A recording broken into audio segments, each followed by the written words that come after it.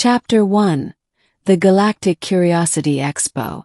The Celestial Bazaar was the largest traveling market in the known galaxy, a sprawling multi-species exhibition where merchants, scientists, and collectors traded everything from rare minerals to living specimens. This year, it had docked in orbit around Terra 3, a human colony world, and the halls were packed with curious onlookers. Lieutenant Kara Voss of the Terran Colonial Defense Force adjusted her uniform as she strode through the neon-lit corridors. She wasn't here as security. Officially, at least. No, she was here for one booth in particular. The sign above it read, Xenobiological Wonders. Rarities from 1,000 worlds. The vendor, a lanky Zorathian with too many eyes, waved a spindly limb at her. Ah, human. You must see our latest acquisition, an extremely rare creature from the deserts of Arrakis Prime. Kara raised an eyebrow. Arrakis? You mean the Dune planet? That's a myth. The Zorathian chuckled, a sound like grinding glass. Oh no, my dear human. It is very real. And we have procured a juvenile specimen. With a dramatic flourish, he pulled back a velvet curtain to reveal a small glass containment unit. Inside, a tiny sinuous creature, no longer than Kara's forearm, writhed in the sand. Its segmented body glistened under the artificial light, and its circular mouth flexed open and closed like a hungry vacuum. Kara's jaw dropped. That's a sandworm. A baby sandworm, the Zorathian corrected smugly. The only one in captivity. Yours for a modest fee. Kara's mind raced. If this thing was real, it was worth millions. But more importantly, if it was from Arrakis, how the hell had it gotten here? She leaned in. I'll take it. Chapter 2. The Stowaway. Back in her quarters aboard the TCS Valkyrie, Kara stared at the containment unit on her desk. The Mini Sandworm, now affectionately dubbed Frank, slithered lazily through the sand, occasionally bumping against the glass. Her comlink buzzed. It was Captain Wren. Voss, report to the bridge. We've got a situation. Kara groaned. On my way. She hesitated, then grabbed a small satchel, carefully placing Frank's container inside. No way was she leaving him alone. The bridge was in chaos when she arrived. Unidentified vessel just warped in inside our security perimeter, the sensor officer shouted. On the view screen, a sleek, obsidian-hulled ship, definitely not human design, hovered ominously. Then the transmission came through. A figure clad in flowing robes, their face obscured by a filtration mask, spoke in a voice like grinding stone. You have something that belongs to us, Terran. Return the Shai Hulud, or face annihilation. Kara's blood ran cold. Shai Hulud. The Fremen word for sandworm. No. Chapter 3. The Fremen's Wrath. Captain Wren turned to Kara. Voss.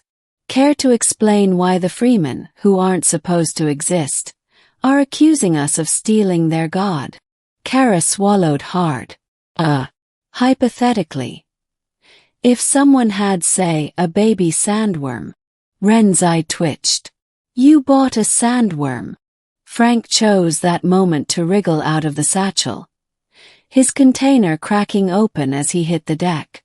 The bridge crew froze as the tiny worm reared up, hissing. Then the real problem started. Frank grew. His body expanded, segments stretching as he doubled, then tripled in size. The deck plating groaned under his weight. Kara's eyes widened. Oh, come on, he was tiny 5 seconds ago. The Freeman's voice crackled over the comms again. You fools. The young Shai Hulud does not remain small for long. Frank was now the size of a shuttle, his maw gaping hungrily. Kara grabbed a fire extinguisher. Okay. New plan. How do we not get eaten? Chapter 4: The Great Escape. Frank was now fully grown, or at least ship-sized, and very, very agitated. The Fremen vessel launched boarding pods, their warriors clad in stillsuits storming the Valkyrie with crysknives drawn. Kara dodged a swinging blade, rolling behind a console. Okay, think Kara. Sandworms hate water, right? The ship's engineer, a grizzled old spacer named Hark, nodded. Aye. But we ain't got no oceans handy. Kara grinned. No, but we do have the emergency coolant tanks. 5 minutes later, Frank was not happy. The burst of liquid nitrogen from the coolant lines sent him recoiling, his massive body thrashing. The Fremen warriors hesitated, then bolted as Frank turned his wrath on them. Kara grabbed the ship's PA system. All hands, abandon ship protocols now. Chapter 5: The Deal. Escaping a sandworm-infested starship was not how Kara had planned her day. Floating in an escape pod, she watched as the Valkyrie, now more whole than ship, drifted lifelessly. Frank had burrowed straight through the hull and vanished into space, presumably heading back to Arrakis. The Fremen ship hovered nearby. Their leader's masked face appeared on the pod's screen. You have cost us much, human. But the Shai Hulud has returned to the sands. For this, we spare you. Kara exhaled. Great. Can I also get a ride home? The Freeman paused. Then, to her shock, laughed. Perhaps. But first, tell us of this Dune you humans speak of. It seems you know much of our world. Kara grinned. Oh, buddy. You're not gonna believe this. Epilogue. Legends and Lessons. 3 weeks later, Kara found herself back on Terra 3, nursing a drink at a spacer bar. The official report had listed the Valkyrie's destruction as a containment breach of unknown origin. A shadow fell over her table. The Zarathian merchant slid into the seat opposite her, looking very nervous. Ah, human. About that sandworm. Kara slammed her glass down. You sold me a god. The Zarathian whimpered. In my defense, I did not know it would grow that big. Kara sighed, rubbing her temples. Next time, stick to non-apocalyptic pets. Somewhere in the depths of space, Frank the sandworm burrowed happily through an asteroid, dreaming of home.